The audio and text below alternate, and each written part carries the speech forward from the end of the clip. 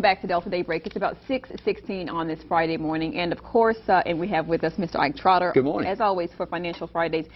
The holidays are here, and oftentimes we're thinking about spending money.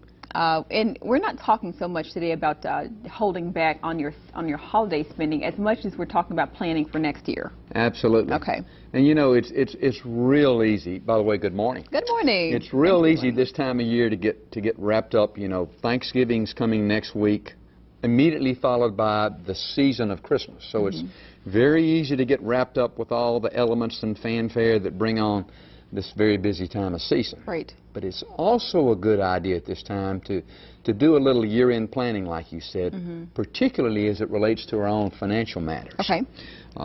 Jennifer, 2009 has provided us a great deal of legislation out of Washington with issues such as expiring tax codes, annual questions as to cost of living provisions with some of our social and federal programs, as well as ever-changing financial rules, means that it's important for us to stay up on these things, not only through the end of this year, but just as importantly, look at the year ahead and decide what we're going to need to do to make our economic well-being better. Okay, so breaking that down for us as we're planning for next year, and specifically the first part is doing our taxes for next year. Well, yes. So breaking it down, what does that mean for us as we're thinking about these things right now?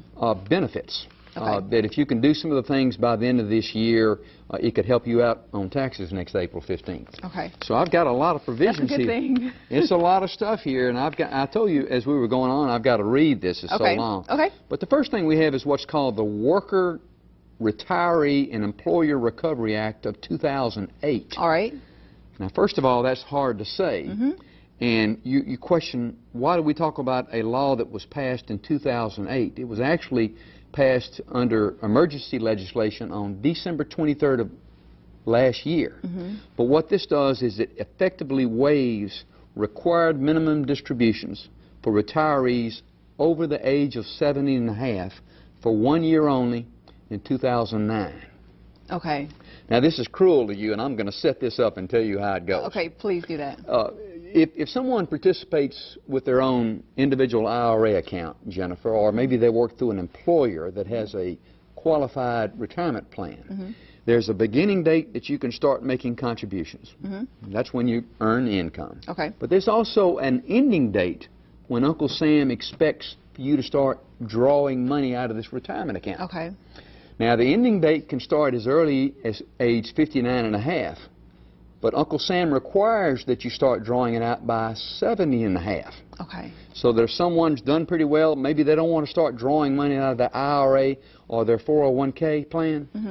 The government requires that they start taking it out by 70 and a half. All right. But what happened last year with the way the markets did, things were down so bad that under this emergency legislation, they have waived the requirement just in the year 2009 that people have to take money out of their retirement accounts because their accounts have been beaten down so bad that they wanted to give workers and people that contribute in these plans a means for their programs to kind of come back up a little bit and not have to take out a required minimum distribution in 2009. Okay. All right. So what's the practicality of that for us now, right now? The practicality of that is that it helps a little bit on our income taxes because normally when that money comes out, it's all taxable. We have to report that income on our taxes. Right. But if we're allowing it just to stay in those programs, that means it continues to grow tax deferred. Okay, gotcha. And that's the benefit of that. Now, that doesn't sound like a very big deal, but it really is. No, but when we are required, so for example, when you said that the government says that by age 70 and a half, yes, you have to go ahead and start withdrawing from exactly. that, correct? Yes. Okay, so what does that mean tax-wise?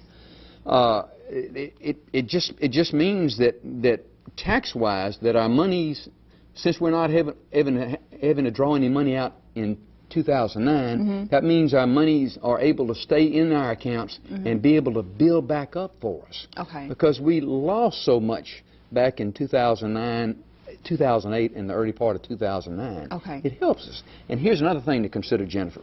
Most people take their required minimum distributions in December of every year. So it's important for our viewership out there to think about this and be sure to talk to their tax advisor about doing this. But this is a huge thing here, and I wanted to bring this out. We got several other things. Okay, I think we have time to get to one more. Okay. Well, the American Recovery and Reinvestment Act of 2009, this is also known as the stimulus bill, and there's a new provision that offers certain tax incentives for people that buy cars, motorcycles, light trucks, and even motorhomes. That for 2009, you may be able to deduct the sales tax on purchases up to $49,000. You know, Jennifer, I told you back in the summer I bought a new car, and I'm certainly planning on being able to deduct, you know, the sales tax that I paid on my car next April because of that. Okay. Now, how does cash for clunkers fall into that?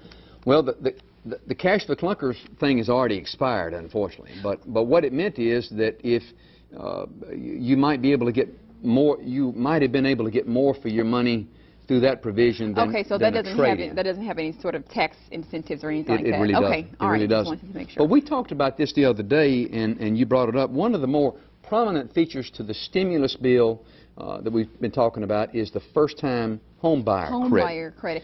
And I'm so sorry because they're wrapping us up right now, and that is what I really wanted to find out more about.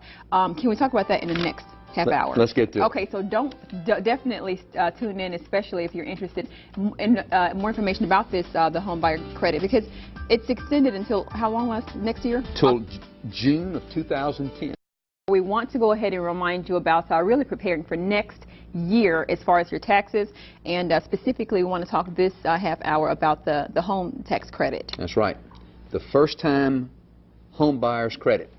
And we talked a little bit about that in the last half hour, and it's of all the stimulus legislation that's come out of Washington, D.C. over the last year or so, by far this has been the most, this has received the most promotion. Okay. And interestingly about it, Jennifer, it was supposed to expire on November 30th of this month, but Congress has allowed it to be extended to June of 2010 with the provision that a binding contract is signed by April of 2010.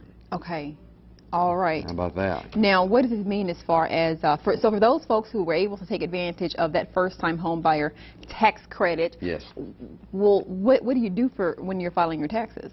Well, it just means is that a credit is normally going to be better than a deduction, because with a credit, whatever you may owe at the end of the bottom line there on the last page, you can just reduce whatever you owe dollar for dollar by credit. Wow. Credit makes it so nice, normally. And the credit that is available for first-time home buyers is $8,000. Wow. Makes it very attractive. Now, one of the catches to this is that this can only be applied to a principal residence. But once again, most first-time home buyers in our part of the world, their first and only residence is a principal residence. So it's kind of amusing to read through some of this type of thing.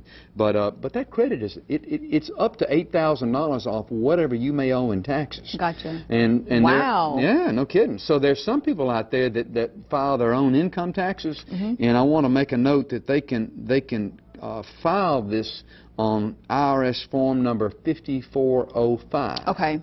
So it's a great deal for kids that are looking at buying new homes next year. Okay. And the wonderful thing, too, just before we head over to break, the wonderful thing, too, is that we mentioned very briefly last half hour, this is extended until next year. And so if you couldn't take advantage this year, then you can take advantage next year, You sure right? can. Okay. You sure can. Okay. All right. Sounds good. Thanks for joining us this morning.